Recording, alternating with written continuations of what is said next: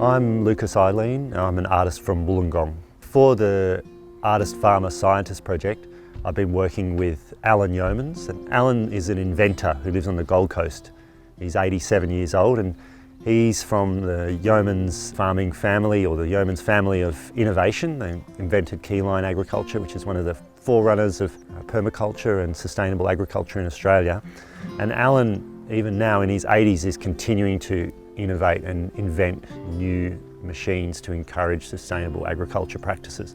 So the project that we worked on together was involving his invention called the Yeomans Carbon Still, which is a device for measuring carbon in agricultural soils. Alan's argument was that we need a simple and cheap measurement system so that we can work out how much carbon's in the soil and then how much increase there is, so that farmers can access payment systems to be paid per tonne of carbon that they sequester in the soil. And what we did as part of the Artist Pharma Scientist project is we worked together to take his machine and put it on exhibition in a big show called Shapes of Knowledge at the Monash University Museum of Art in Melbourne. So we took it from the Gold Coast, where it was in his workshop, and set it up as a kind of almost like a showroom for a new car or something like that in the gallery down in Melbourne.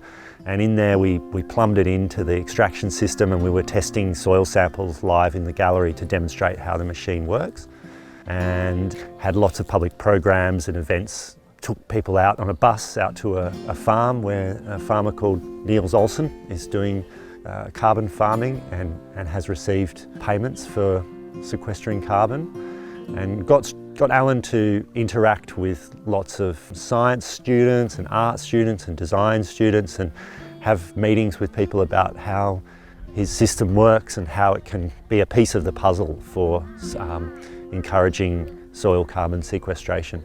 The concept of the Artist Pharma Scientist project is to broker these collaborative relationships between people who wouldn't normally get a chance to work together, artists, farmers and scientists. And so each project takes its own shape and has its own set of collaborators. So my project fits into the Artist Pharma Scientist's overall concept because I'm an artist and I'm collaborating with Alan Yeomans, who comes from a long family tradition of innovation around farming systems. And Alan is also a physicist by training, and he's also very knowledgeable about atmospheric science around climate change and meteorology and weather systems. So the exchange between the two of us was very much in keeping with the Artist Pharma Scientist concept. Alan's been working hard with his machine since at least 2013, so about 6 years now since I first came across the work that he was doing on it. But it's the early 90s when he first came up with these ideas about soil and its role that it can play in mitigating climate change.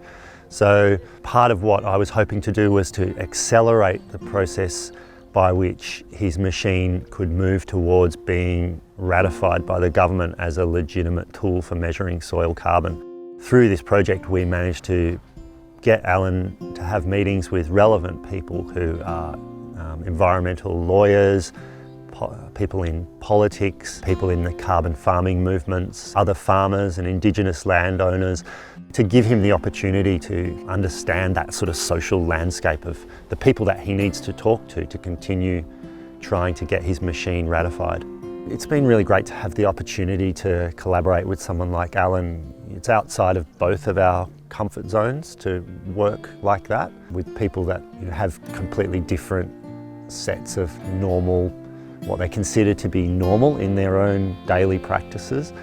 For Alan, he had to come out of his comfort zone, be exhibited in an art gallery, basically be presented as an artist in the art world. So I had to kind of nurse him through that process because he received a lot of attention, which is a really big thing for an 87-year-old but I mean, he still works 7 days a week, so he's got more energy than I have. He holds the world record for the oldest licensed air pilot. It was great to learn more about the processes of soil carbon testing. My number one outcome is my own process of learning, and also the ability to share that learning more broadly with a wider community, because I think soil carbon sequestration and its associated economy is not widely understood. So One way you can do that is what we did, which is put the machine on display and actually demonstrate it and talk to people around it in a very direct way. So that was a successful way of engaging the broader public in these issues.